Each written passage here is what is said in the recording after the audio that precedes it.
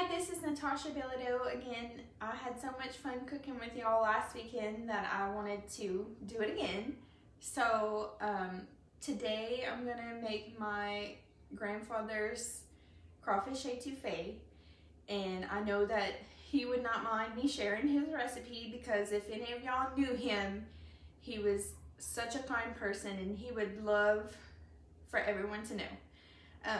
So I just have a personal request that if you do make this recipe, that you please say a small prayer for him and for our family. Thank you. That would mean so much. So anyway, the way that I get started with his etouffee is I start on medium-high heat with a stick of butter. I know it's bad, but it tastes so good. So you want to put the butter in, and then basically a lot of this recipe is just cooking down the veggies, and I cook them down until they are translucent, and then I usually add a can of Rotel.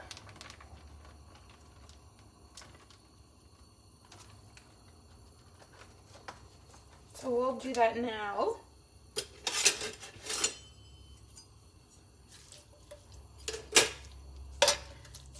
And one thing I will say is that I've watched my grandfather make this a few times, and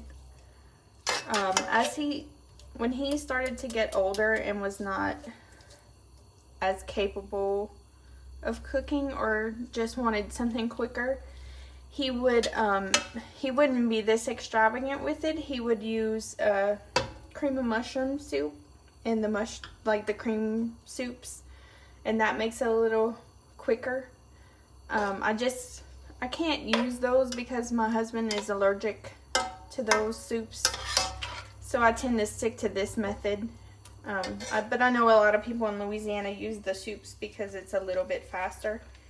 So if anyone wants to know that method, you can message me and I will let you know how to do it.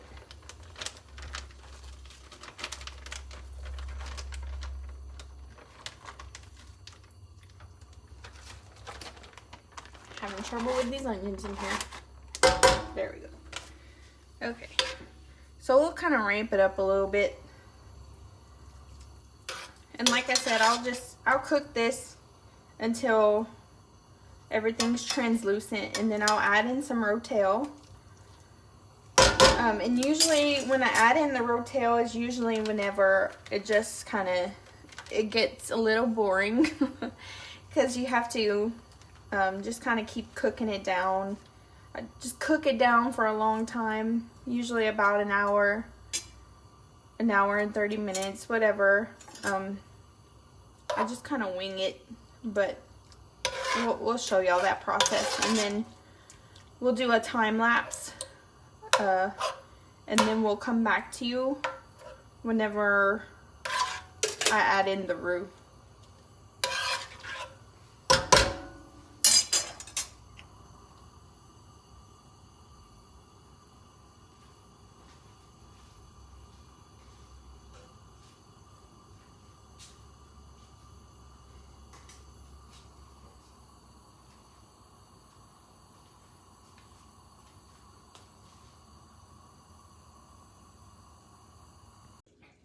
Okay guys, I forgot to add that I put in onion, bell pepper, celery, and garlic. That was all in that pack that we added into the pot. So everything's translucent now, and I added in my favorite Cajun seasoning and a little extra garlic powder. Not much because there's garlic in the mix already. So when everything looks about like this, it's translucent, you want to add in the Rotel, and I use the hot, but you can use whatever one you want.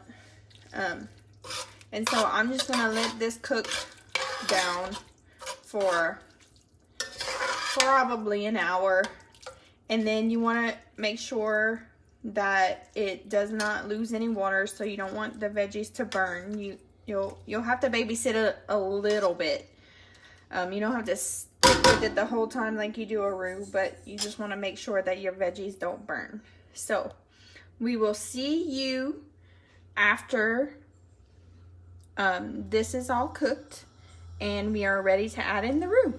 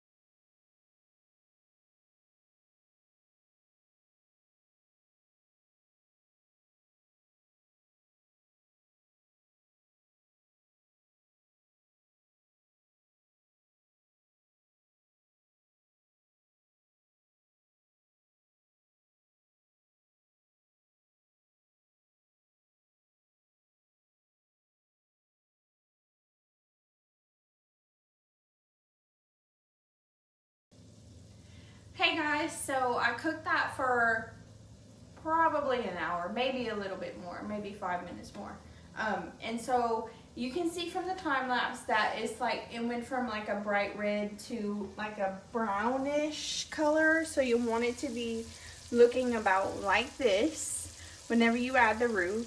And then, so now I'm gonna add the roux. So this is the roux that I made earlier from the Facebook Live, and you can see how it looks like chocolate. So you just want to take about a tablespoon, and I don't really worry about like measurements, so I'm sorry if that is not okay, but I just kind of wing it. So I'm going to take about a tablespoon and bring it over. Whew, I thought I was going to drop.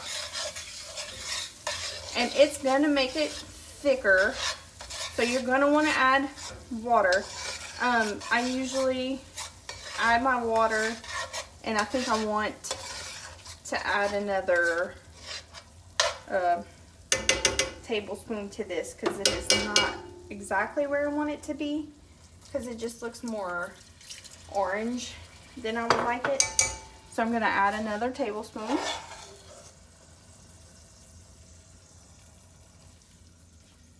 Did it again. Usually I I would have dropped it. Okay, so that's a good color. So what I'm gonna do now is add some water to this. And you do want it to be, you want to have a gravy because this is served with rice. So once we put the crawfish in, you want to have a little bit of gravy because you're going to serve it with rice. So I'm going to probably try to keep it around this point and maybe even a little bit more.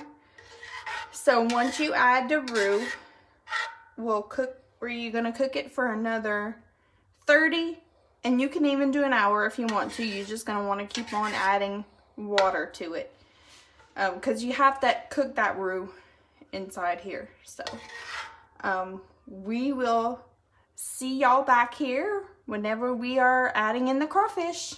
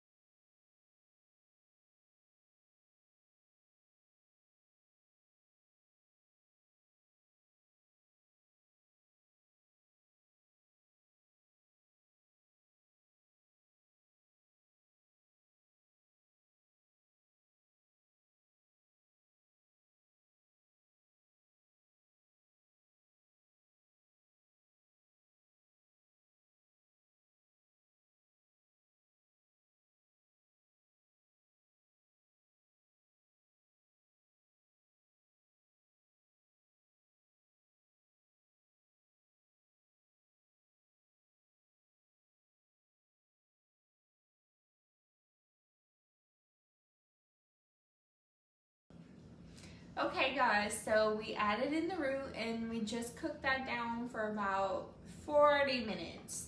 So now I'm gonna add in 2 pounds of crawfish tails right here with the fat. We don't take the fat off. That's good stuff. And then you'll add it to your base, which is looking pretty thick right now. So when I add in the crawfish, it's gonna release a little bit of water, and we usually only cook the crawfish for about 20-ish minutes. So we'll see you whenever the crawfish is done.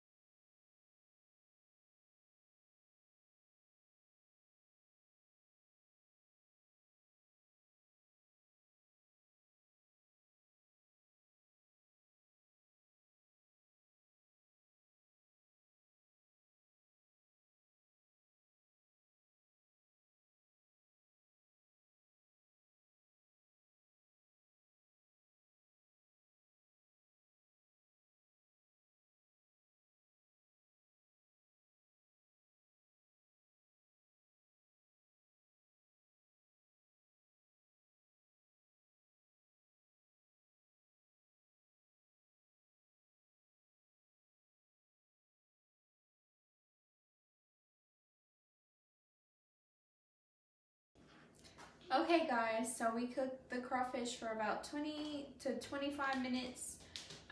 And you just want it to be at the consistency that you like. So this is about where I usually stop it.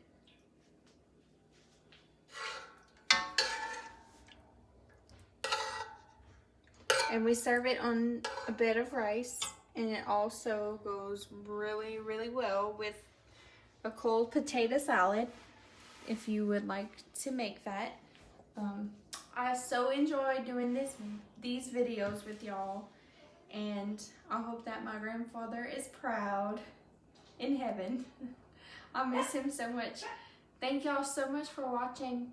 And please like and share the videos if they are helping y'all in any way. And please help me understand how I can help y'all more.